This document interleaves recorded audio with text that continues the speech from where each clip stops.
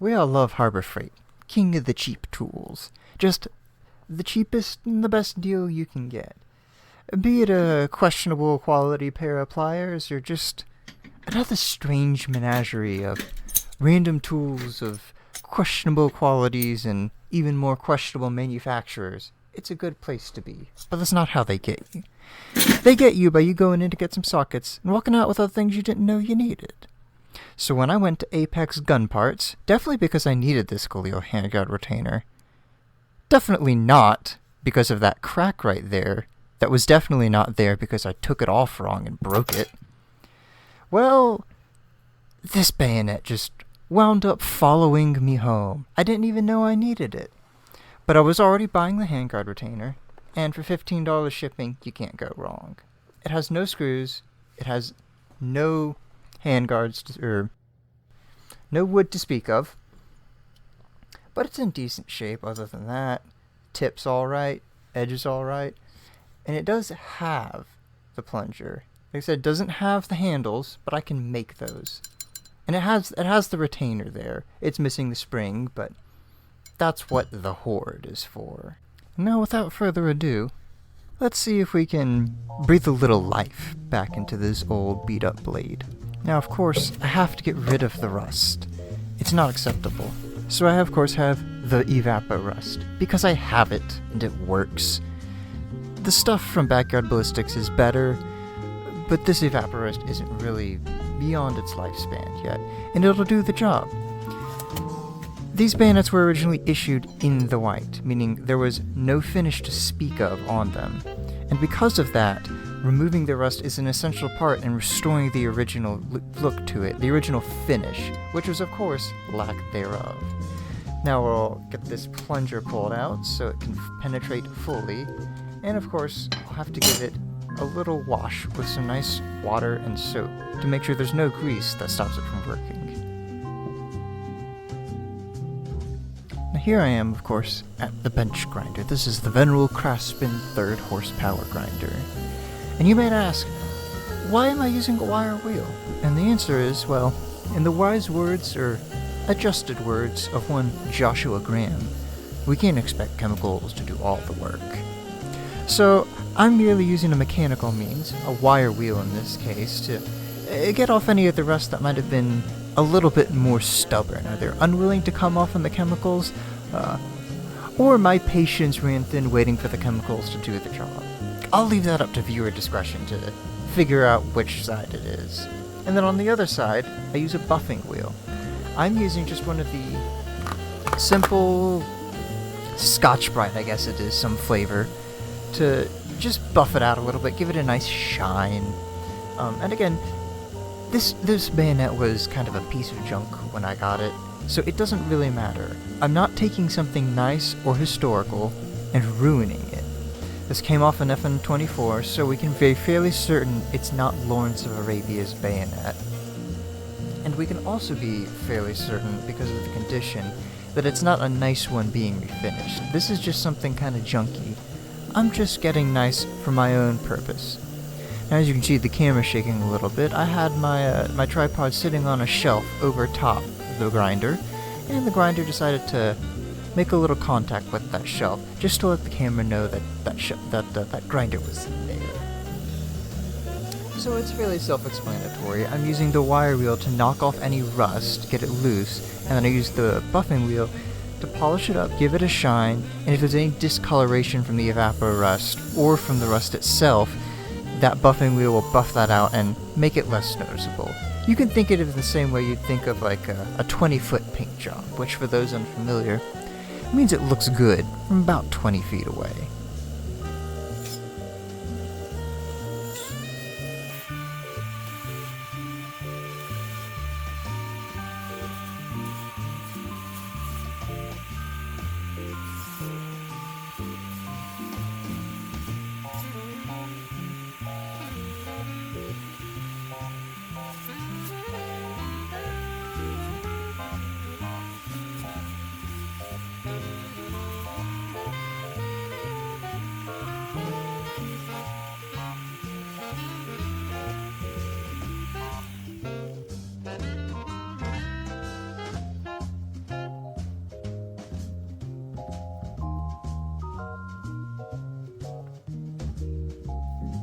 Now you might ask, how does one tackle such a project? What do you do? Well, behold, the stash.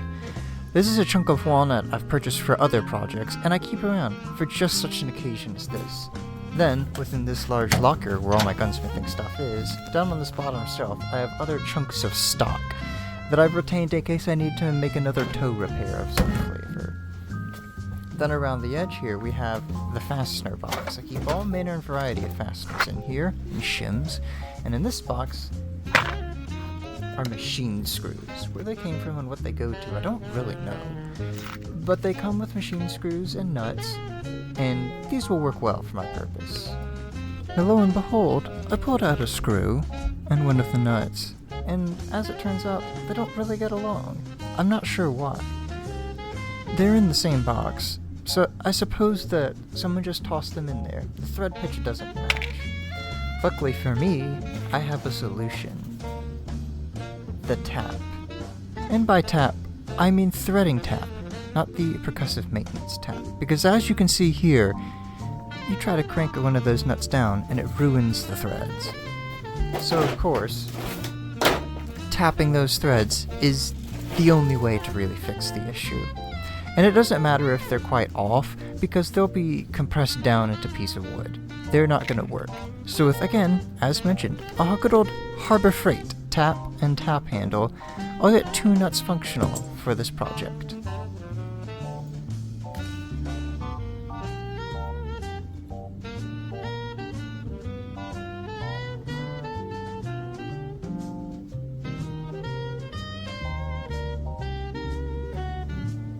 As you can tell, the thread pitch is very close. I'm not entirely sure what thread pitch the nuts were, but what I know that they are now is 24 TPI. There were other screws in the box there, but they didn't fit either. What the deal is, I don't know. But anyway, I had to tap 2 of these nuts, and then they worked great.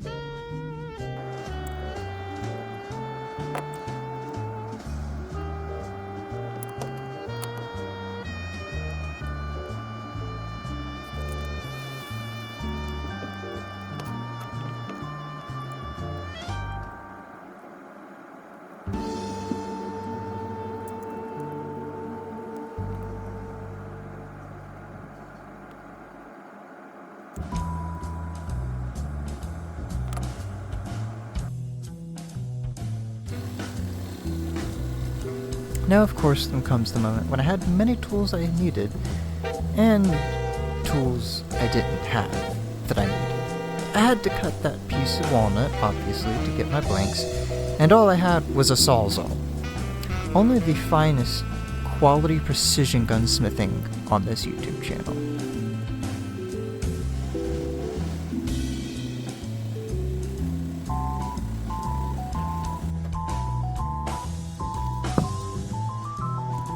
Now that our walnut blanks are cut, now comes the time to make sure we can fit it. So, I take the bayonet, I'll pull out another fine tool, the digital calipers. Got one of those filthy young people, and I sure don't know how to read the dials later. And, well, my approach to measurement is more of a less of a specific method, more of a I'll freeball it. So I take some very rough measurements here to just generally get them to be in the ballpark of what I need, and then I can further shape and refine and cut from there.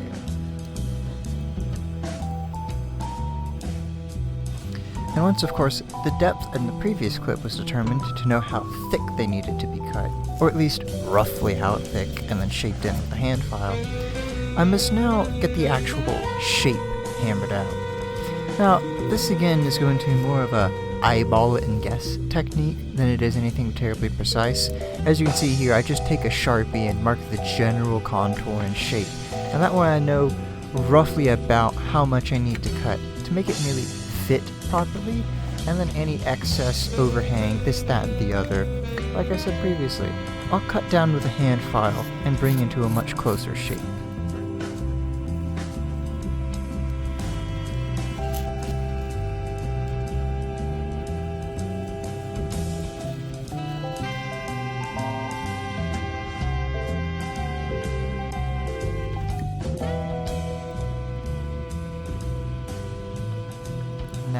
with a little elbow grease and a handsaw, I have one piece about shaped where I need it to be. I'll have to cut that angle in at the bottom, but it's very close. And it's a good blank. It's about where it needs to be for the next step. The top is flat and fits firmly against the handguard, so it's ready to go there. All I need to do is make a couple final cuts.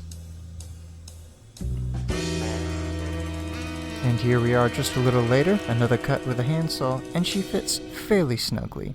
It won't be perfect, because I'm not going for perfection, and it doesn't need that much. Those other pieces busted on me, so those were duds, and I had to make this one again.